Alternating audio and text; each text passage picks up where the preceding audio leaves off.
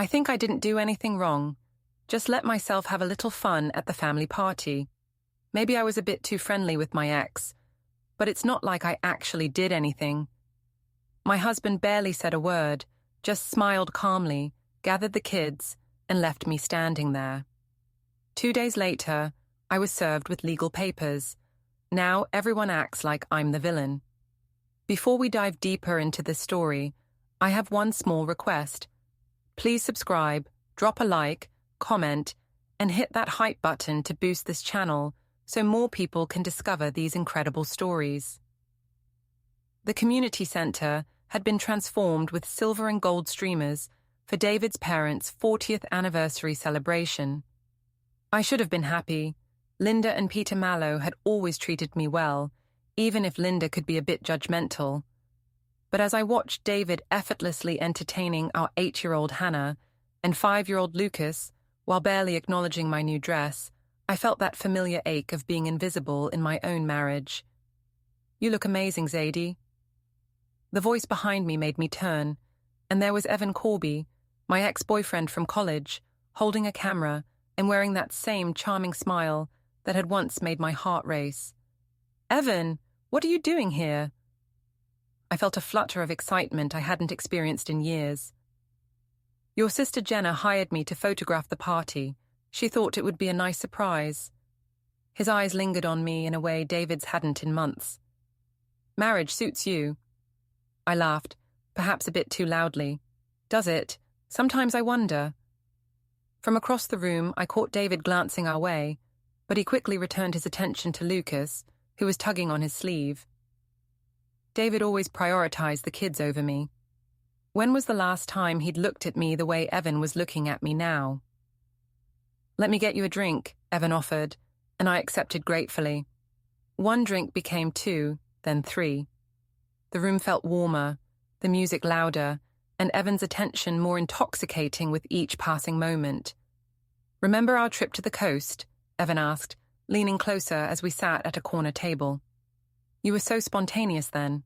So alive." "I'm still alive," I protested, though even as I said it, I wondered if it was true. When had I become this suburban mom who felt more like David's assistant than his wife? "Zadie." David's voice cut through my reverie. He stood beside our table, holding Lucas's hand while Hannah peered around his legs. "We should probably head home soon. It's getting late for the kids." "Already? The party's just getting started." I gestured toward the dance floor where other couples were swaying to the music. "Why don't you dance with your wife for once?" David's jaw tightened almost imperceptibly. "Maybe next time. Lucas is tired." "I'm not tired, Daddy," Lucas piped up, but David was already guiding him away. "He's always been intense," Evan observed, refilling my wine glass. "You deserve someone who appreciates your spirit." The validation felt like sunlight after months of clouds. He used to be different, more attentive. Now it's all about work and the kids and fixing things around the house. I can't remember the last time he made me feel special. "That's a shame," Evan said, his hand briefly touching mine. "A woman like you should feel special every day."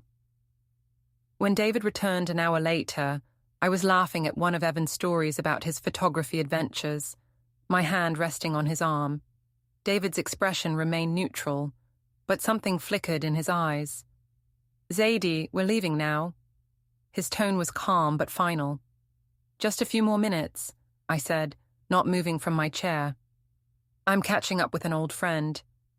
The kids are in the car. Linda Mallow appeared beside her son, her disapproving gaze fixed on me. "Zadie, dear, perhaps it's time to go home to your family." Heat flushed my cheeks. "I'm just being friendly to old friends. There's nothing wrong with that." My sister Jenna materialized at my other side. "Mom, she's fine. Zadie deserves to have some fun for once. David, you go ahead. I'll drive her home later." David looked between us, his expression unreadable. Then he nodded once. "All right. Zadie, I'll see you at home." He kissed my forehead, a gesture that felt more like a goodbye than goodnight, and walked away. Through the window, I watched him buckle the kids into their car seats with methodical care. He looked jealous, I told Evan triumphantly, as David's taillights disappeared into the night. Later, emboldened by wine and attention, I pulled out my phone and texted Evan. "Thanks for making me feel beautiful tonight. You should have seen David's face. I think he was actually jealous for once." What I didn't see was David, sitting in his parked car around the corner, watching through the community center windows as I leaned against Evan in the parking lot, laughing as Jenna took photos of us with Evan's camera. I stumbled into our kitchen at nearly 2 a.m., my heels clicking loudly on the tile floor. The house was dark except for a single light over the sink. David sat at the breakfast table in his pajamas, a cup of coffee growing cold in front of him. "You ate it up," I said, trying to gauge his mood. Part of me hoped for a fight. At least anger would prove he still cared. "Hannah couldn't sleep. She was worried about you." His voice was steady, controlled. "She's in our bed now." I kicked off my heels and slumped into the chair across from him. "The party was actually fun once you left. Evan and I had a lot to catch up on." David said nothing, just studied my face in the dim light. "Aren't you going to say anything?" I pressed. "Ask me what we talked about. Get jealous?" "What would you like me to say, Zadie?" His calmness infuriated me. "I don't know. Something. Show some emotion. Act like you care that your wife was talking to another man all night." "I care." The words were quiet, almost lost in the hum of the refrigerator. "Do you? Because it doesn't feel like it. When was the last time you told me I was beautiful? When did you last plan a date for us? Or buy me flowers? Or even really look at me?" The wine was making me bold, reckless. Evan noticed me tonight. He made me feel like a woman instead of just a mother and housekeeper. Something shifted in David's expression, but he remained silent. "This is exactly what I'm talking about." I slammed my hand on the table. "You're cold, David. Emotionally unavailable. Do you know how lonely I've been? How invisible I feel in this marriage? I work 50 hours a week to provide for this family. I help with homework. I coach Lucas's soccer team. I fix everything that breaks in this house." "But you don't see me," I interrupted. "You see the kids, you see your responsibilities, but you don't see your wife." David stood slowly, rinsing his coffee cup in the sink with deliberate movements. "I see you, Zadie. I see exactly who you are." The next morning, I woke up alone in Hannah's narrow bed, my head pounding and my mouth dry. Through the thin walls, I could hear David making breakfast, speaking softly to the children. When I finally made it to the kitchen, Hannah looked up from her cereal with worried eyes. "Mummy, why is Daddy sleeping in my room?" "Daddy just wanted to make sure you felt safe last night, sweetheart," I said, avoiding David's gaze. "Sometimes grown-ups need space to think." David's phone rang as he packed the kids' lunches. "Hi, Mom," he answered, stepping into the hallway. I caught fragments of the conversation. "Fine. Just need some time." "I know." When he returned, his expression was carefully neutral. "My mother wants to take the kids to the zoo today. Give us time to talk." "About what? My terrible crime of having a conversation with an old friend?" "Zadie, no, David. I'm tired of being made to feel guilty for having a social life. For once in months, someone made me feel attractive and interesting, and you want to punish me for it." Linda arrived within the hour, her lips pressed into a thin line as she hugged the children. "Think about your choices, dear," she whispered to me as she gathered Hannah's backpack. "Some things can't be undone." After they left, the house felt hollow. David retreated to his home office, closing the door with a quiet click that somehow felt more final than if he'd slammed it. That afternoon, while David was at the hardware store, I met Evan at a small cafe downtown. "I needed to get out of the house," I explained, stirring sugar into my latte. "David's being impossible." "He seemed pretty controlling last night," Evan agreed. "The way he just decided it was time to leave, not even asking what you wanted." "Exactly. He treats me like one of the children instead of his partner." It felt good to have someone understand. "I don't think he realizes how unhappy I've been." Evan reached across the table and squeezed my hand. "You deserve better, Zadie. You always did. What I didn't know was that David had been quietly documenting everything. The time I came home, the credit card charge from the cafe, the way the children had started asking why Mommy and Daddy didn't sleep in the same room anymore. Monday morning at the HR office felt like stepping into a fishbowl. I'd barely settled at my desk when my colleague Sarah approached with barely contained excitement. "So, Jenna posted some interesting photos from the anniversary party," she said, perching on the edge of my desk. "You and that photographer looked pretty cozy." My stomach dropped. "What photos?" Sarah pulled out her phone, scrolling through Facebook. There I was, laughing as Evan's arm wrapped around my waist, my hand on his chest as we posed for what I'd thought was just a casual snapshot. In the harsh light of Monday morning, it looked far more intimate than I remembered. "It's not what it looks like," I said quickly. "He's just an old friend." "Honey, I'm not judging," Sarah said with a knowing smile. "Sometimes we all need a little excitement. Your husband does seem pretty serious." By lunch, it felt like everyone in the office was looking at me differently, some with curiosity, others with disapproval. I found myself embellishing the truth, painting David as controlling and emotionally distant to justify what was looking increasingly like inappropriate behavior. "He never wants to go out," I told the group gathered around the break room table. "I'm 34 years old, not dead. Is it so wrong to want to feel attractive?" "You have to be careful, though," warned Janet from accounting. "Office gossip is one thing, but family drama can get messy fast." That afternoon, my supervisor, Margaret, called me into her office. "Zadie, I need to address something with you. There's been some chatter about your personal life, and while I don't usually get involved in such matters, it's starting to affect the workplace environment." "I haven't done anything wrong," I protested. "I can't control what people say about me." "No, but you can control what you share about your personal life at work. I'm going to need you to keep things more professional going forward." The humiliation burned. Even at work, where I'd always been respected, I was being made to feel like I'd done something shameful. When I called Jenna during my break, she was immediately supportive. "People are just jealous," she insisted. "You looked amazing at the party, and Evan clearly adores you. David should be fighting for you instead of sulking." But when I called my mother, Angela, her response was more measured. "Sweetheart, I understand you're unhappy, but you need to think about Hannah and Lucas. Whatever problems you and David have, those children need stability." "I'm not doing anything to hurt the children," I snapped. "I'm just trying to remember who I am outside of being a mother and wife." "Just be careful, Zadie. Sometimes when we're looking for ourselves, we lose sight of what really matters." That evening, Linda Mallow cornered me in the grocery store parking lot. "I need to speak with you," she said, her voice sharp with disapproval. "Linda, if this is about the party, this is about my son and my grandchildren. David hasn't been sleeping.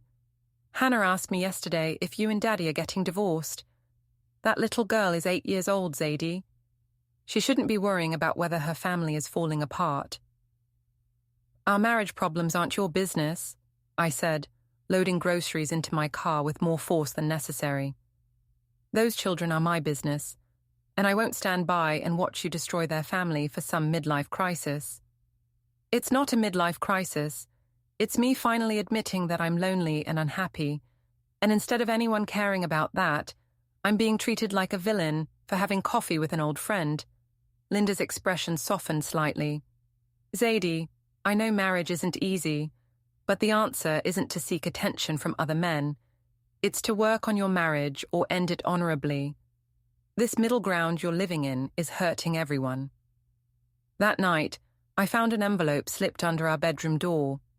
Inside was a printed screenshot of a Facebook post I didn't remember making, a photo of Evan and me at the cafe with the caption, "Sometimes you need old friends to remind you who you used to be." My blood ran cold. I didn't remember posting that. Had I been that drunk on the wine and attention? But there it was, public for everyone to see, with dozens of comments ranging from supportive to scandalous. David was nowhere to be found. His car wasn't in the driveway, and the kids were at his parents' house again. I called his phone repeatedly, but it went straight to voicemail. "David, we need to talk about this. I know how it looks, but you're overreacting. Call me back." He didn't. The neighborhood barbecue at the Hendersons' house the following Saturday should have been a chance to rebuild my reputation. Instead, it became the stage for my complete social downfall. I'd spent an hour getting ready, choosing a sundress that was flattering but not too revealing, practicing casual explanations for the photos that had been circulating. David had agreed to come, which I took as a good sign, though he'd been sleeping in the guest room all week. "We need to present a united front," I told him that morning. "For the kids' sake." He'd nodded but said nothing, loading Hannah and Lucas into the car with the mechanical efficiency that had replaced our usual family chaos. The moment we arrived, I could feel the stares. Conversations paused as we walked across the lawn, then resumed in hushed tones. David immediately gravitated toward the other fathers, while Hannah and Lucas ran off to join the kids' games. I was standing alone by the drinks table when Evan appeared beside me, as if summoned by my discomfort. "Rough crowd," he observed, surveying the clusters of neighbors who kept glancing our way. "They'll get over it," I said, though my confidence was wavering. Small-town gossip never lasts long. "Maybe we should give them something real to talk about," Evan said with a grin, offering me his arm. "Dance with me. Show them you're not ashamed of having friends." The rational part of my brain screamed warnings, but the whine and wounded pride were louder. I took his arm, and we swayed to the music playing from the Hendersons' outdoor speakers. It felt defiant, liberating, until I caught sight of David's face across the yard. He was watching us with an expression I'd never seen before. Not anger, not jealousy, but something colder, more final. Hannah stood beside him, tears streaming down her face as other children pointed and whispered. "Daddy, why is Mommy dancing with that man?" I heard her ask, her voice carrying across the suddenly quiet yard. David knelt down, speaking softly to our daughter, before taking both children by the hands and walking toward the parking lot. He didn't look back, didn't make a scene, just left with quiet dignity that somehow made my behavior look even worse by contrast. "Maybe we should," I started to say, but Evan spun me around laughing. "Let him go. You're having fun for once. Don't let his jealousy ruin it."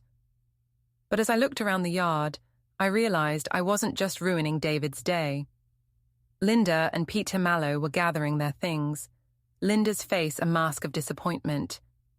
My sister Jenna was arguing with someone near the food table, defending me, I realized, though her voice lacked its usual conviction. My mother appeared at my elbow, her grip firm on my arm. "Zadie, we need to talk. Now."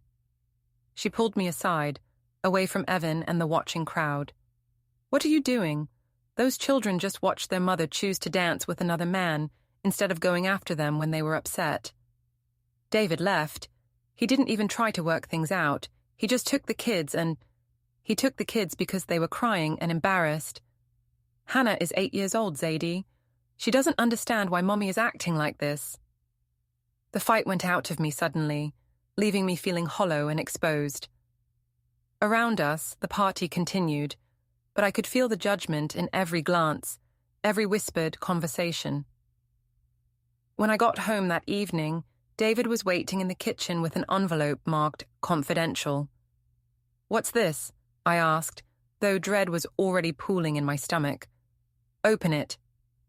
Inside were printed copies of text messages, my messages to Evan, screenshots of social media posts I barely remembered making, photos from the cafe, the party, the barbecue, a timeline of my behavior over the past 2 weeks, laid out with devastating clarity. "Where did you get these?" "Some of them are public. The rest," he shrugged. "You left your phone unlocked Tuesday night. I took screenshots." "You went through my phone? That's a violation of my privacy. And what you're doing is a violation of our marriage vows." I stared at the evidence of my actions, seeing them through David's eyes for the first time. The flirtation that had felt innocent looked calculating. The text that had seemed playful looked like emotional infidelity. The photos that had captured moments of happiness looked like betrayal. "David, I can explain." "Don't." His voice was tired, defeated. "I don't want explanations or excuses. I want you to understand that this marriage is over."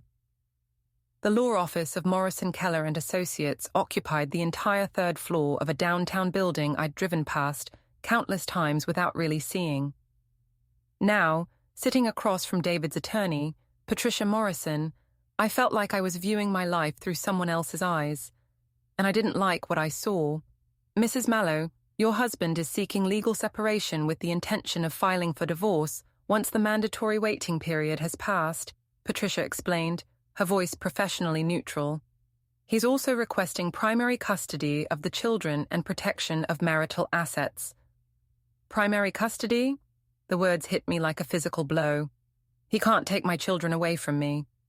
"He's not taking them away," David said quietly. He sat beside his lawyer with the same calm composure he'd shown throughout this nightmare. "I'm ensuring they have stability during this transition. By painting me as an unfit mother, I made some mistakes, but I love Hannah and Lucas. They need their mother." Patricia slid a thick folder across the table. "Mr. Mallow has documented a pattern of behavior that suggests you've prioritized your relationship with Mr. Corby over your responsibilities to your family." I opened the folder with trembling hands. Inside was a timeline that made my stomach drop. Credit card statements showing repeated charges at the cafe where I'd met Evan. Phone records highlighting the frequency of our communications. Photographs from social media showing our increasing intimacy, and witness statements from the neighborhood barbecue describing my children's distress. This is stalking," I stammered. "You've been watching me, documenting my every move." "I've been protecting our family's interests," David replied. "When you started lying about where you were going and who you were seeing, I realized I needed to document the truth." "The truth?" "The truth is that I was lonely and unhappy in our marriage, and instead of addressing that, you're trying to destroy me legally." Patricia leaned forward slightly. "Mrs. Mallow, no one is trying to destroy you, but your husband has legitimate concerns about the stability you can provide for the children during this difficult time." "What about the stability he destroyed by refusing to work on our marriage? What about his emotional neglect that drove me to seek friendship elsewhere?" "Friendship?" David's composure cracked slightly. "Is that what you call deleting text messages and lying about where you've been? Is that what you call dancing with another man while our daughter cries?" The memory of Hannah's tears at the barbecue hit me like a slap. "I never meant for the kids to get hurt." "But they did get hurt. Lucas has been wetting the bed again. Hannah asked me if she did something wrong to make Mommy not want to live with us anymore." David's voice broke slightly. "Whatever problems we had in our marriage, they didn't deserve this." I tried a different approach. "David, we can fix this. We can go to counseling, work through our problems. You don't have to break up our family." "You broke up our family when you started an emotional affair and made it public knowledge. I'm just dealing with the consequences." "It wasn't an affair. Evan and I never crossed any physical lines." Patricia consulted her notes. "According to these text messages, you told Mr. Corby that you wished you'd married him instead of your husband. You also discussed meeting him at a hotel."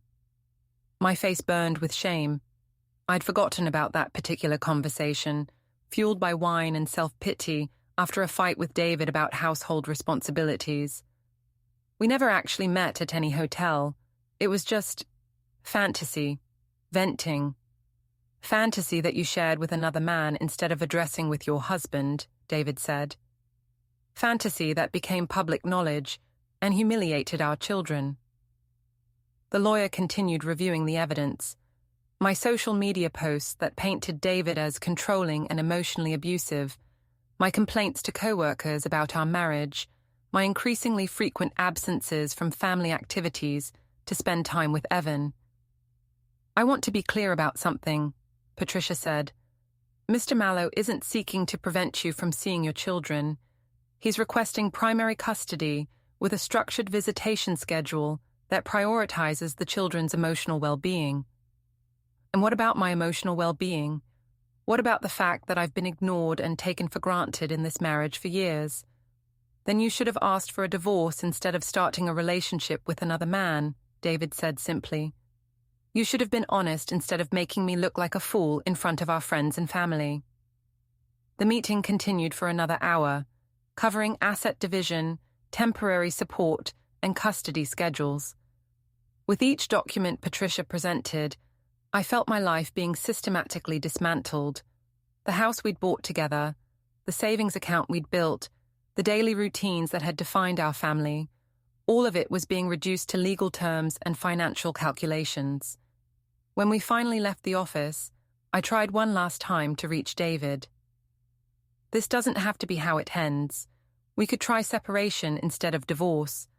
Give ourselves time to figure things out. He stopped walking and turned to face me. Zadie, I gave you time. I gave you chances. When you started coming home late, I asked you about it and you lied. When you started being secretive with your phone, I tried to talk to you and you accused me of being controlling. When our friends started asking me about you and Evan, I gave you the opportunity to explain, and you told me I was being paranoid. I was trying to protect your feelings. No, you were trying to protect your secret relationship, and now our children are paying the price for your choices.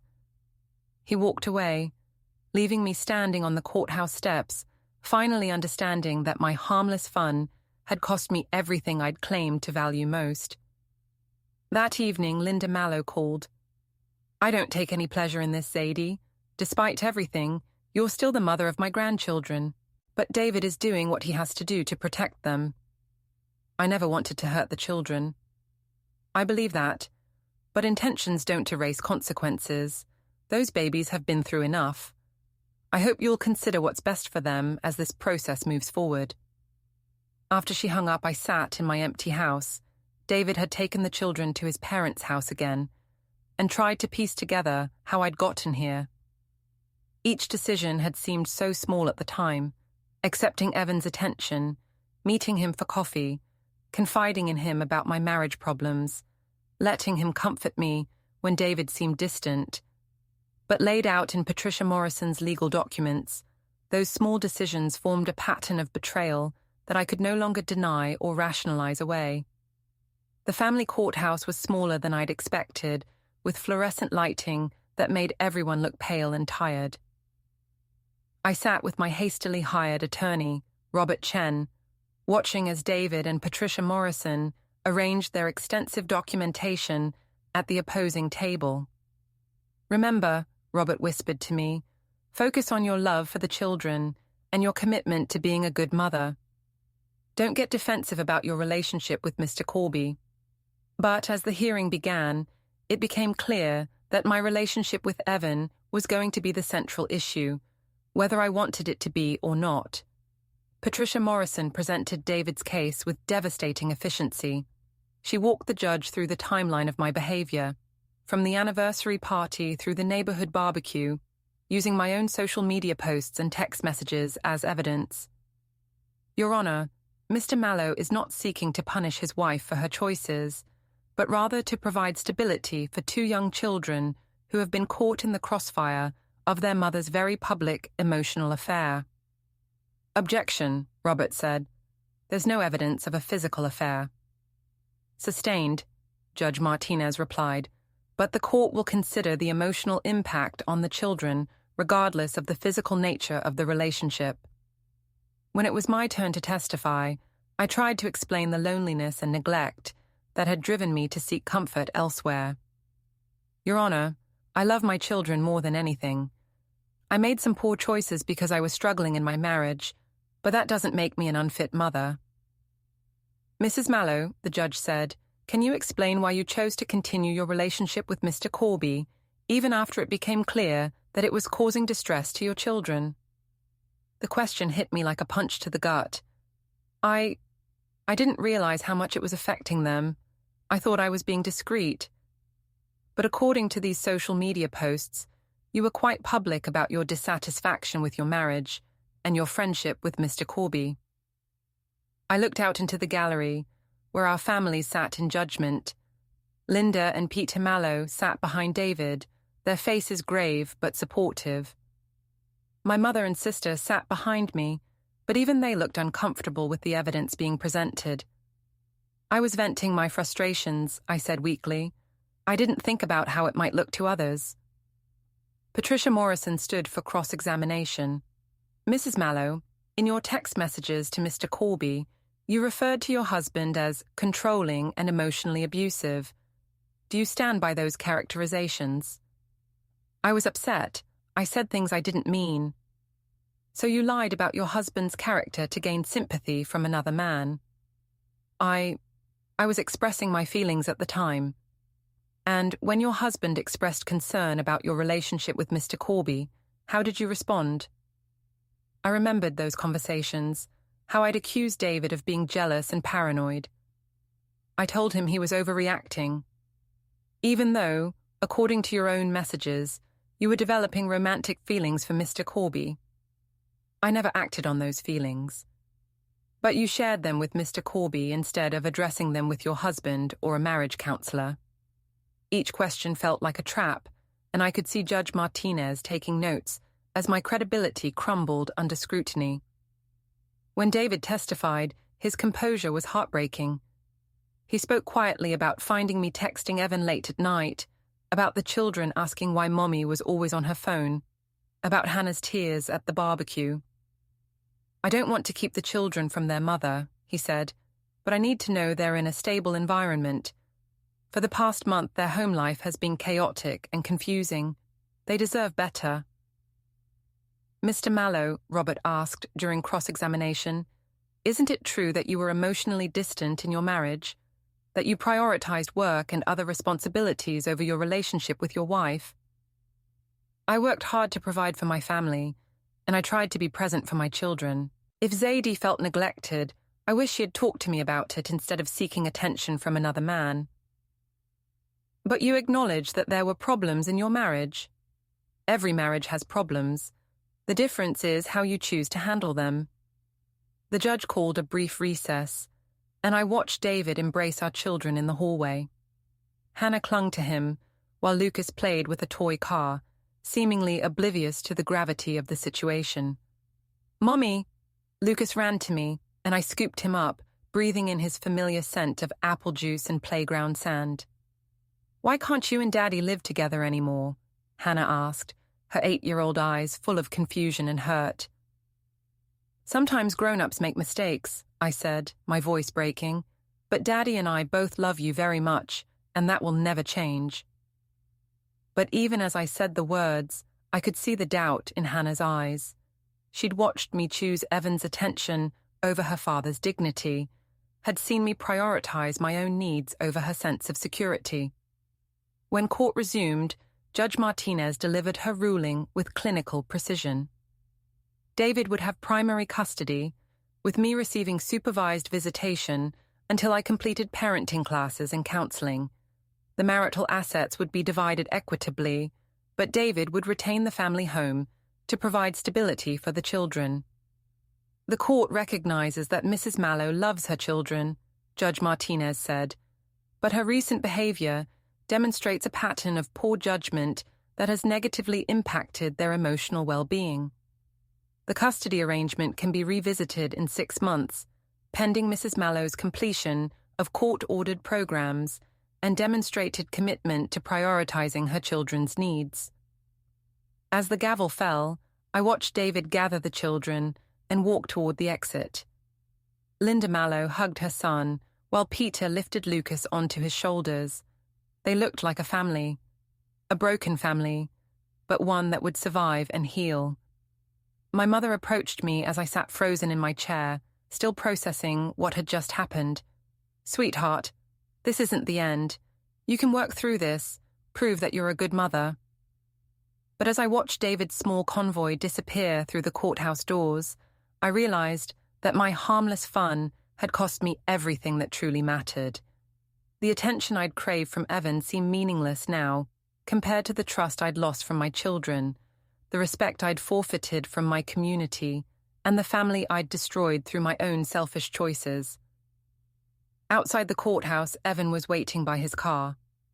"Zadie, I'm so sorry. I never meant for things to go this far." I looked at him, this man who had seemed so charming and understanding just weeks ago, and felt nothing but regret.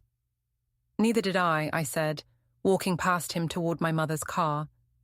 The irony wasn't lost on me. In seeking to feel special and desired, I'd lost the most precious things in my life.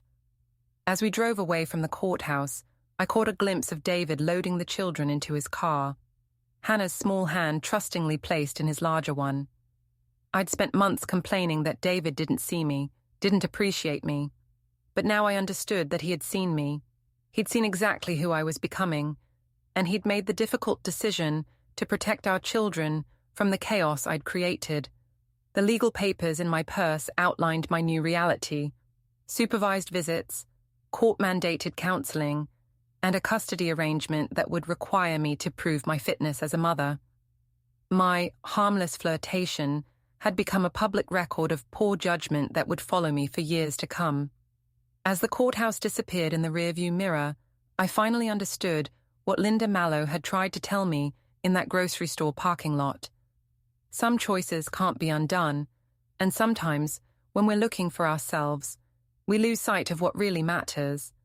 The children I'd claimed to love were now paying the price for my midlife crisis, and the husband I'd accused of not seeing me had seen me clearly enough to document my betrayal and protect our family from my destructive choices. I was finally free to pursue whatever happiness I thought I deserved. But sitting in that car, watching my former life recede into the distance, I realized that freedom without responsibility was just another word for loss. Don't forget to hit like, subscribe, and turn on the bell so you don't miss the next story. Write in the comments from which city you are watching.